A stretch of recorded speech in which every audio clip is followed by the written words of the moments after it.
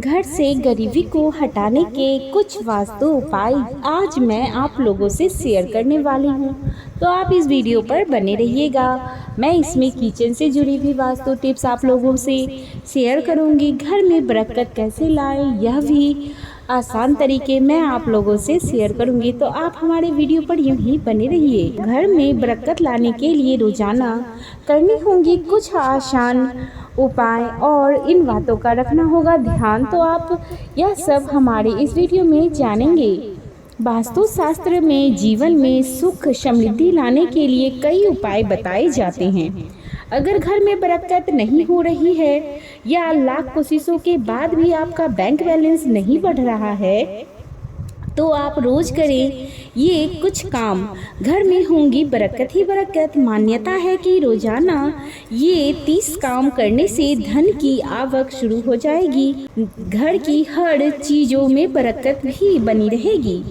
घर में बरकत लानी बहुत ज़रूरी होती है और उसके लिए करने हैं कुछ आसान से तरीके।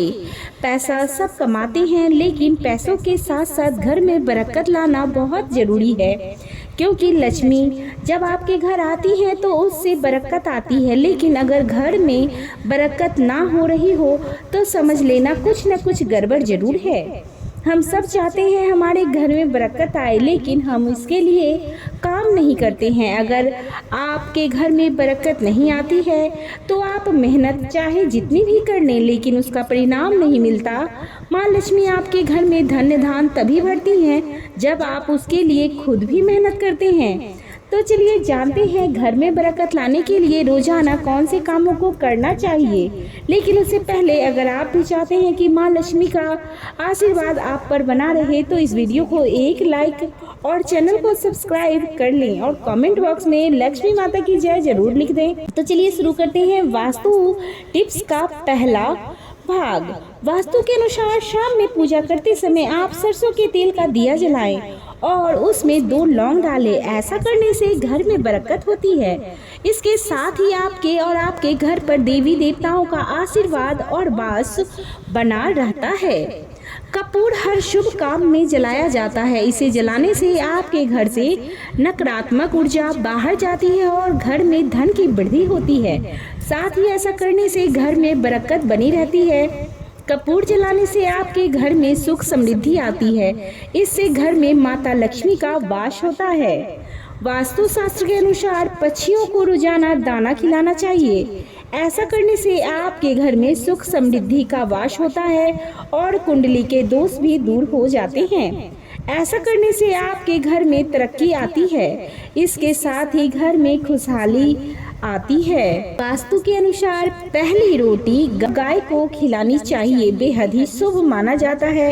ऐसा कहते हैं कि ऐसा करने से सारे दोष दूर हो जाते हैं और घर में सुख समृद्धि का वास होता है और बरकत भी बनी रहती है। इसके साथ ही आपको पुण्य की प्राप्ति भी होती है और घर में खुशहाली का माहौल भी बना रहता है। गाय में हमारे सारे देवी देवताओं का वास माना जाता है, इसीलिए उन्हें प्रथम रोटी अवश्य ही खिलानी चाहिए। वास्तु के अनुसार कभी भी शाम के समय झाड़ू नहीं लगानी चाहिए। ऐसा करने से माँ लक्ष्मी घर से वापस लौट जाती हैं और घर में दरिद्रता का वास होने लगता है। ऐसा करने से घर में बरकत नहीं रहती है। घर की उत्तर पूर्व दिशा में कभी भी कचरा नहीं रखना चाहिए। कहते हैं कि यहाँ गंदगी होने से धन का नाश होता रहता है, इसलिए घर की हर रोज साफ सफाई का ख्याल अवश्य रखना चाहिए।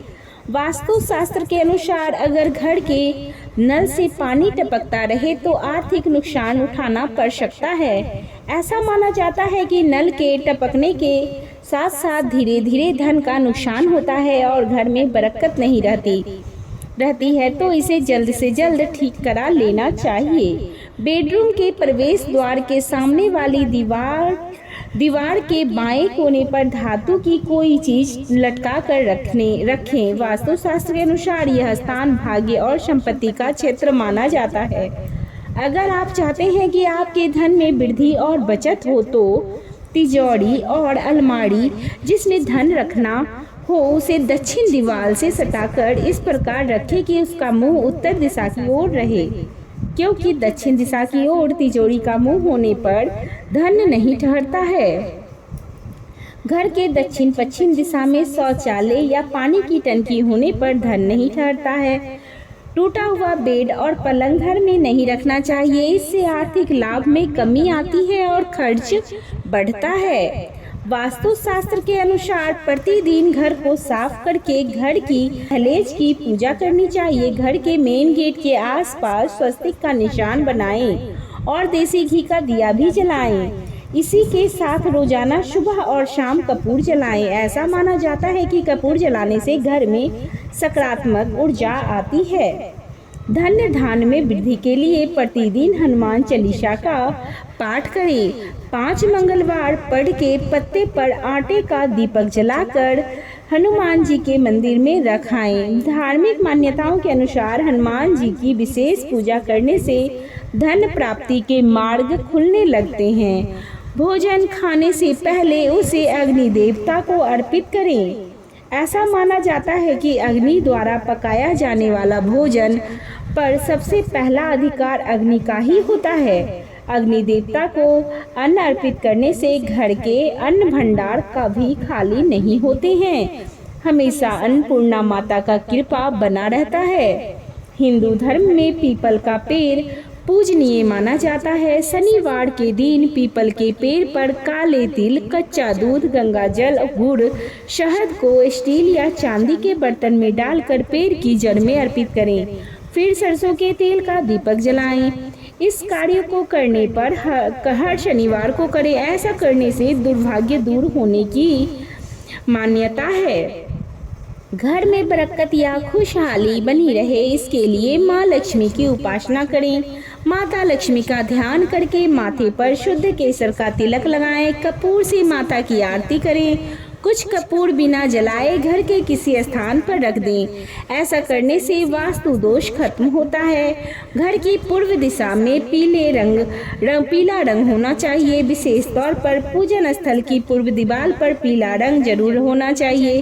कहते हैं कि पूर्व दिशा में पीला रंग होने से धन प्राप्ति के योग बनने शुरू हो जाते हैं। इसीलिए जो लोग जल्द धन प्राप्ति करना चाहते हैं उन्हें यह उपाय करना चाहिए।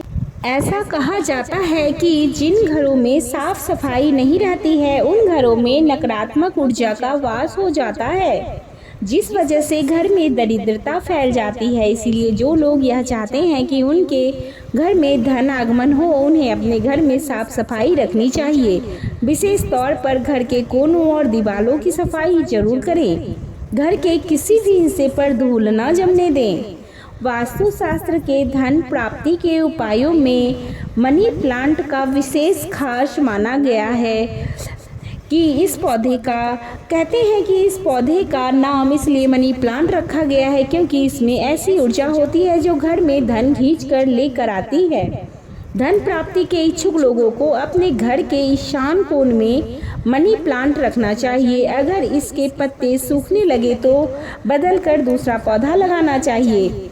ज़्यादातर लोग अपने घर का कबाड़ अपनी छत पर रख देते हैं, लेकिन वास्तुशास्त्र के अनुसार ऐसा नहीं करना चाहिए। छत के ऊपर कबाड़ रखने से घर में दरिद्रता आती है। अगर आप चाहते हैं कि आपके घर में धन आगमन के योग बने तो आपको जल्द से जल्द अपनी छत से कबाड़ हटा देना चाहिए। मोर पंख को वास्तु में बेहद खास माना गया है। घर में मोर पंख को लगाने से कीड़े मकोड़ों भी कम हो जाते हैं और साथ ही सकारात्मक ऊर्जा का संचार बढ़ता है।